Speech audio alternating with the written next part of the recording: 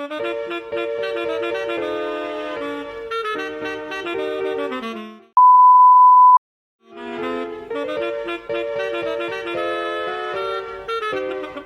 berikutnya akan saya lanjutkan untuk mencari titik taut primer. Titik taut primer dalam kasus ini dibagi menjadi dua, yaitu satu, titik taut primer dengan melihat unsur transnasional, dan yang kedua adalah titik taut primer dengan melihat unsur asing. Setelah titik taut primer ditemukan, selanjutnya adalah melakukan kualifikasi. Kualifikasi dilakukan untuk menentukan peristiwa hukum tersebut masuk ke dalam peristiwa hukum yang mana. Dapat dilihat berdasarkan fakta-fakta yang ada dalam peristiwa perkawinan virtual tersebut bahwa kedua negara yakni Serbia dan Singapura menganggap bahwa masalah ini masuk dalam peristiwa hukum perkawinan. Maka dapat dinyatakan tidak adanya konflik kualifikasi antara kedua sistem hukum yang terkait.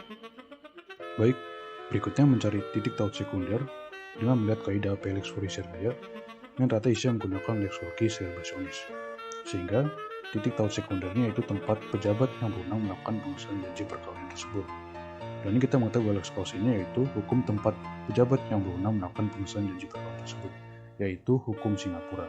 Itu apabila menyelesaikan dengan metode HPI tradisional.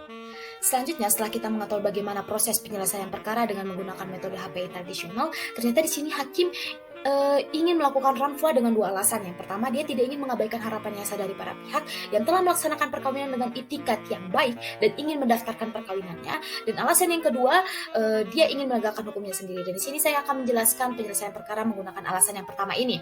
Nah, pertama-tama, Serbia berkedudukan sebagai forum sehingga kita melihat kaidah HPI-nya Serbia yang mengatur tentang pendaftaran perkawinan yang ternyata menggunakan asas lex loci celebrationis sehingga terjadi penunjukan ke sistem hukumnya Singapura. Dan penunjukan ini dianggap sebagai gesan non proesum.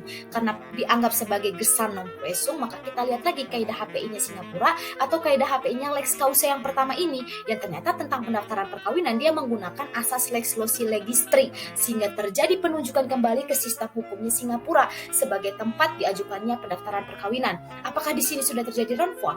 Ya, di sini sudah terjadi ranfua dalam pengertian remission dan penunjukan ini kita anggap sebagai gesan non proesum. Karena dianggap sebagai gesan non proesum, maka kita simpulkan hakim menolak ranfua. Apakah berhenti sampai di sini? Tidak.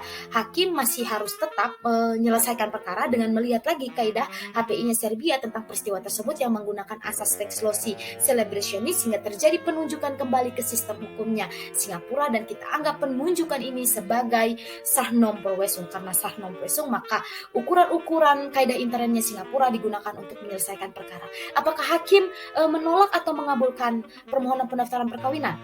Hakim mengabulkan permohonan pendaftaran perkawinan karena para pihak telah melaksanakan perkawinannya secara virtual dan akte print out digital itu disetarakan dengan akta yang sah. Sehingga di sini telah selesai penyelesaian perkara menggunakan singgah ranfua dalam pengertian remission dan hakim menolak ranfua. Di sini saya akan menjelaskan alasan yang kedua, yaitu hakim ingin menggunakan hukumnya sendiri untuk menyelesaikan perkara ini. Pertama, Serbia berkedudukan sebagai forum. Sehingga kita melihat kaidah HPI Serbia tentang permohonan pendaftaran perkawinan yang ternyata menggunakan asas lex loci celebrationis sehingga terjadi penunjukan ke arah Singapura sebagai tempat berlangsungnya perkawinan. Dalam hal ini, artinya hukum Singapura lah yang menjadi lex causanya.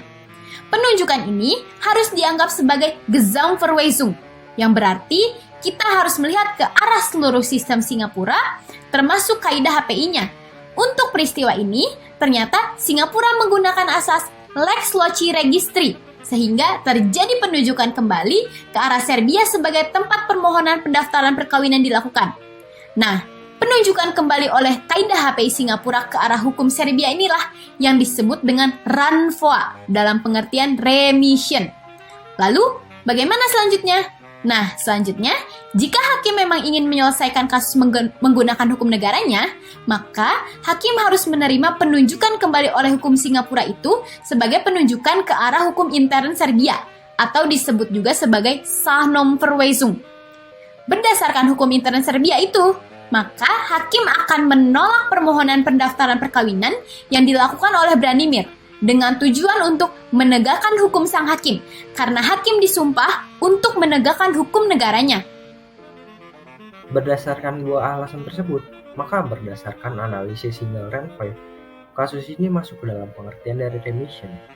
Dan jika tujuan hakim untuk menegakkan hukumnya sendiri, maka hakim harus menerima renvoi tersebut dan menunjuk kembali hukum interim Serbia. Namun, jika tujuan hakim untuk melindungi harapan sah dari para pihak untuk melakukan perkawinan, maka hakim harus menolak renvoi dan menunjuk kembali hukum intern Singapura. Baik, sekian dari kelompok kami. Terima kasih.